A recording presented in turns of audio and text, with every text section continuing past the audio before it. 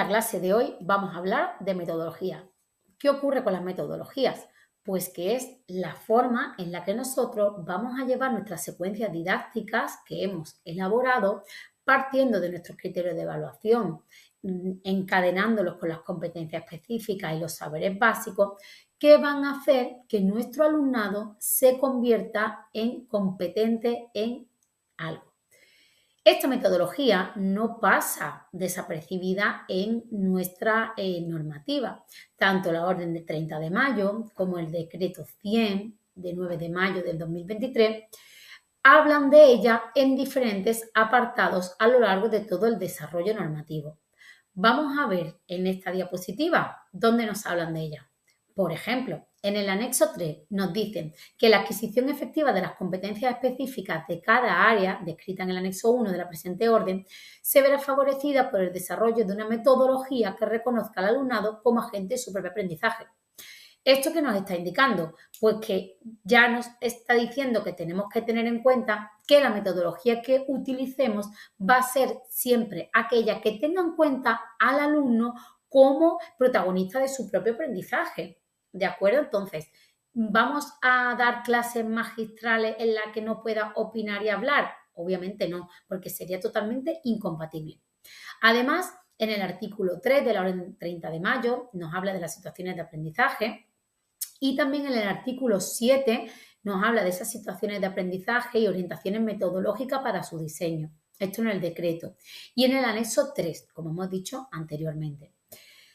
Además, en el artículo 4, cuando nos habla de los principios generales de la etapa, entre otras cosas, nos dice que las medidas organizativas, metodológicas y curriculares que se adopten se regirán por los principios del diseño universal para el aprendizaje, DUA. Nos está metiendo aquí un elemento nuevo, metodología y DUA. Es lo mismo, luego lo vamos a ver más pormenorizadamente. Pero sí es verdad que si el DUA ha llegado, lo ha hecho para quedarse.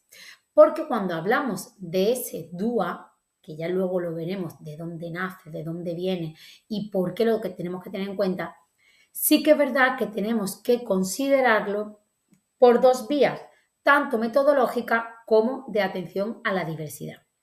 En la metodología nos dice que uno de los aspectos que tenemos que tener en cuenta es esa atención a la diversidad, que la metodología que utilicemos tiene que tenerlo en cuenta, porque cada niño aprende de una manera diferente. Entonces, metodología y DUA van a darse de la mano en este sentido, en el de poder atender a las diferencias, a las diferentes dificultades de aprendizaje que presenten cada uno de ellos. Esto probablemente ya os ha hecho pensar en la atención a la diversidad, apartado que veremos en una clase diferente. La metodología, por supuesto, se evalúa y esto nos aparece en el artículo 11.4 todo del decreto 100/2023. ¿Tipos de metodología? Yo siempre os lo digo, tenemos que tener en cuenta que las diferentes metodologías que se utilicen, que se lleven a cabo, deben ser aquellas que vosotras mejor controléis. Requieren de formación. Normalmente, cuando tú trabajas con gamificación o con aprendizaje-servicio, incluso en aquellos centros que son comunidades de aprendizaje, te obligan a tener una serie de formaciones para que tú puedas atender con esa metodología a tu alumnado. En general, yo siempre digo que no debemos utilizar una única metodología, porque hay diferentes formas de aprender. Pero ¿qué pasa? Que nosotros podemos utilizar diferentes metodologías y después a través del DUA adaptar el aprendizaje de todo mi alumnado a aquello que yo quiero que ellos aprendan. Entonces, ¿cuál es la mejor metodología? Aquella en la que tú te encuentres más cómodo y sobre todo aquellas que respondan a las diferentes secuencias didácticas que te hayas planteado. Es decir, el aprendizaje por descubrimiento, la gamificación, el aprendizaje basado en proyectos, el aprendizaje servicio, el cooperativo. Sin embargo, vamos a ver después que no podríamos elegir ninguna de ellas como única e indiscutible porque el currículo de por sí ya nos dice que tenemos que tener en cuenta diferentes aspectos. Estoy yo aquí en medio y vamos a ver, porque ahí se corta un poquito el- el mensajito de esta viñeta. Como tenéis este material vosotras en físico, pues bueno, os lo voy a leer directamente del decreto. En el artículo 7.2 nos dice que la metodología va a tener un carácter fundamentalmente activo, motivador y participativo. Partirá de los intereses del alumnado, favorecerá el trabajo individual, cooperativo y el aprendizaje entre iguales mediante la utilización de enfoques orientados desde una perspectiva de género, al respeto a las diferencias individuales, inclusión, trato no discriminatorio e integrará en todas las áreas referencias a la vida cotidiana y al entorno inmediato. ¿Qué me está diciendo aquí? Que nosotros tenemos que trabajar a través de una metodología en la que haya agrupaciones de cooperativos, agrupaciones entre iguales en pareja 2 a 2, trabajo individual, que haya respeto, que sea activo, que sea motivador, que sea participativo. Con lo cual está dejando bastante claro que no podríamos tener un único modelo de metodología que sea válido, único y que valga para todo mi alumnado. Como he dicho anteriormente, la metodología, además de ir cogida de la manita del DUA, nos lleva, o por ir cogida de la manita del DUA más bien, nos va a llevar directamente a esa atención a la diversidad de los que había hablado antes. Y dice así, en el apartado C de la medida de atención a la diversidad, dice, las metodologías didácticas deben estar basadas en el trabajo colaborativo, grupo heterogéneo, tutoría entre iguales y aprendizaje por proyectos que promuevan la inclusión de todo el alumnado. Ahí me está hablando directamente del trabajo por proyectos. Entonces, volvemos a lo mismo. No podemos decir que hay una única metodología válida y, sobre todo, lo que sí podemos afirmar es que la metodología tiene un peso y bastante grande en lo que es tanto el decreto como la orden. Está claro que la sociedad actual requiere una modificación de las técnicas metodológicas que se utilizan en el aula, ¿vale? La sociedad, pues lo que es la manera de aprender de hoy en día, nuestras nuevas generaciones, nada tiene que ver con lo que se requería la sociedad hace 50 años, ¿vale? Entonces es una necesidad imperiosa de modificar las estructuras instruccionales y que se consiga un aprendizaje competencial y la personalización de ese proceso de enseñanza-aprendizaje.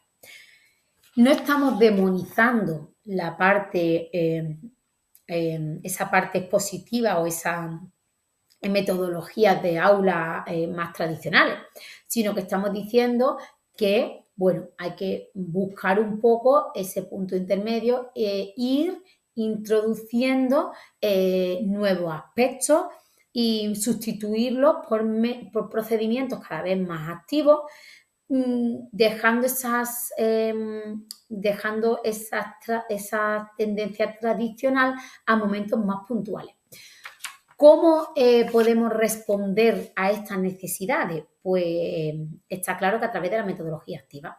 Estas metodologías activas, que según Torres, son metodologías que consisten en que el estudiante construya su conocimiento pues, a partir de pautas que proporciona el docente.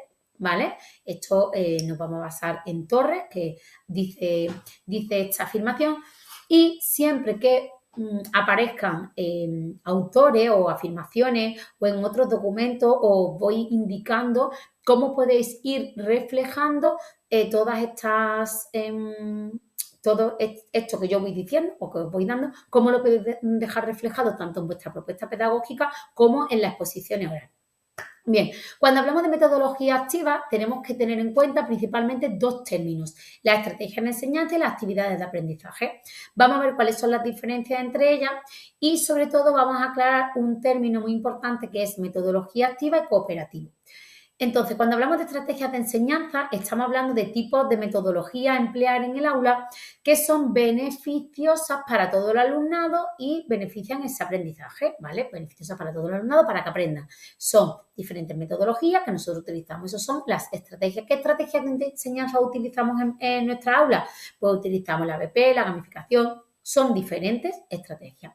Y cuando hablamos de actividades de aprendizaje, ahí sí estamos hablando ya de las actividades guiadas por los maestros que se realizan de forma tanto individual como en grupo. Con lo cual, estamos viendo que una metodología activa no tiene que ser a la fuerza algo que se haga en grupo, también se puede hacer de forma individual. Es por eso que metodología activa y cooperativo no van en el mismo saco, no son lo mismo. Aquí lo indico, ¿veis? Lo pongo que son diferentes. ¿Por qué? Porque la metodología activa tiene una estrategia de enseñanza activa, es decir, son prácticas pedagógicas con actividades cuya finalidad es involucrar al estudiante a hacer cosas y pensar por qué la está haciendo. ¿Por qué? Porque es una manera de aprender a yo hago esto porque me va a ayudar o me va a llevar a que yo consiga lo otro. Que es al final, en las situaciones de aprendizaje, esa es su finalidad. Yo propongo un reto con un problema de la vida real del alumnado y nos hacemos competentes a través de una serie de secuencias didácticas, adquirimos unas competencias específicas que nos van a ayudar a ser competentes, a través de unos saberes básicos, a ser competentes en algo. Pues entonces las estrategias de enseñanza activa son eso, son formas de trabajar de manera que el alumno se dé cuenta de que lo que está haciendo le va a llevar a una finalidad. Y luego el aprendizaje activo son prácticas pedagógicas para aprender diferentes a la manera tradicional o clásica, ¿vale? Por eso no podemos decir nunca que la metodología activa es cooperativismo.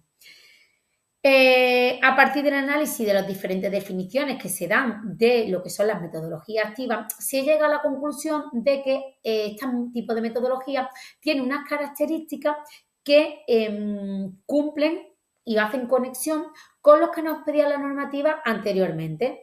¿Por qué? Porque respetan los intereses del alumnado, parten de conocimientos previos, están conectadas con la realidad, el alumnado tiene un papel activo, motivadora, desarrolla competencias, ejercita funciones cognitivas de orden superior, supone modificaciones del rol del docente, muy importante, requiere formación previa, ya lo habíamos dicho también, contempla tareas individuales y cooperativas, favorece la creatividad, innovación y aprendizaje significativo, el pensamiento crítico. ¿Por qué? Porque te hace pensar, estoy haciendo esto para conseguir lo otro. Prepara al alumno para retos reales, ya que desarrollan habilidades que se exigen en el mundo laboral. Entonces, también favorece el desarrollo de habilidades comunicativas, en fin, son una metodología que va a influir o que va a facilitar estas nuevas tendencias metodológicas que se vienen solicitando.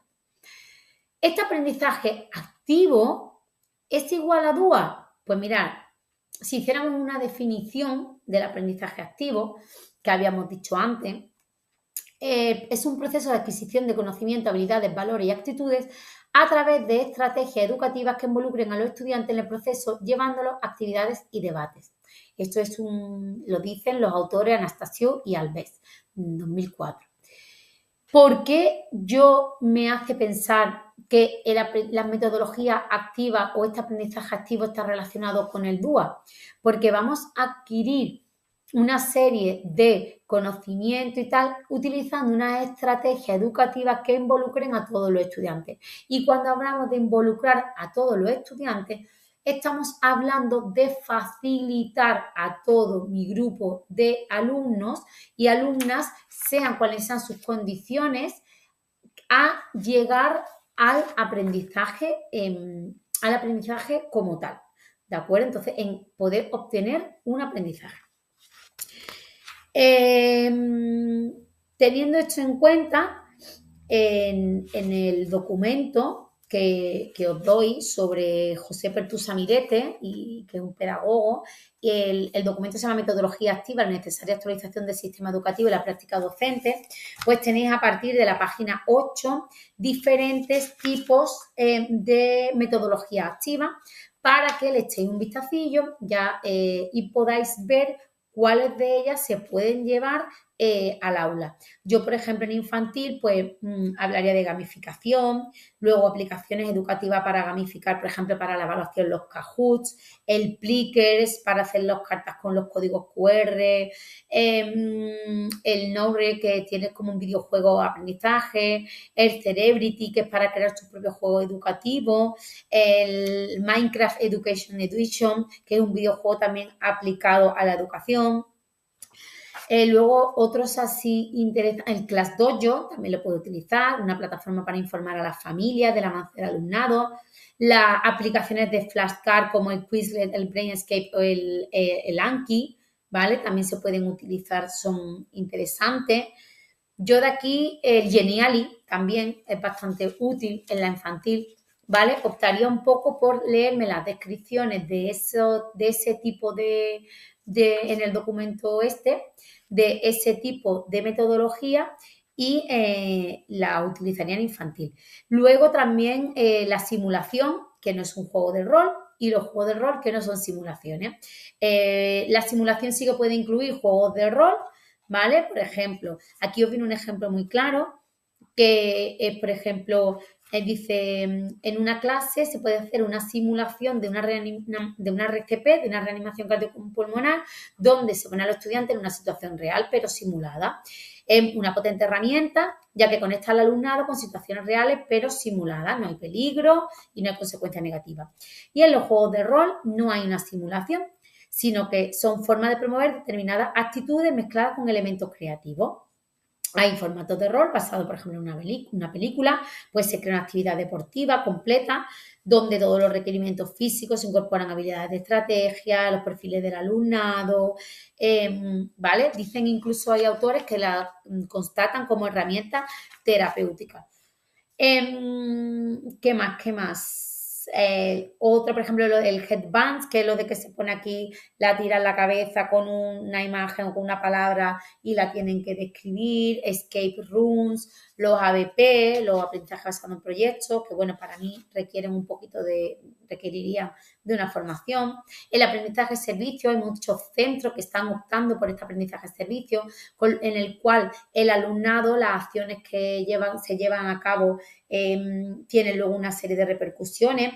Hay múltiples experiencias que pueden ir, por ejemplo, desde el apadrinamiento lector o en infantil, luego ya más en primaria, pues a lo mejor apoyar, a dar apoyo a diferentes asociaciones, incluso muchas veces se hacen a nivel de centro, por ejemplo, se puede hacer un día de una jornada conozco un centro en la que se hacen una jornada de futbolín, las familias pagan 3 euros la inscripción por persona que quiera participar y hay asociaciones, tiendas y tal del pueblo que donan algún producto.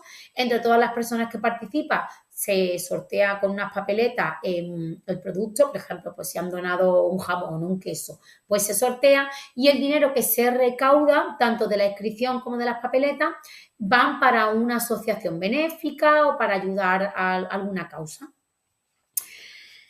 Bueno, ya he dicho, aquí así a mí el Labbook, los Visual Thinking, todo esto está en el documento y lo podéis ver y le podéis echar un vistacillo tranquilamente para ver qué metodología serían un poquito las que, bueno, más se adecuan sobre todo a las secuencias didácticas que vosotros hayáis previsto en vuestras situaciones de aprendizaje y sobre todo, y muy importante, que la podáis defender de cara tanto a la exposición tanto a la hora de elaborar el documento como en la exposición de la programación.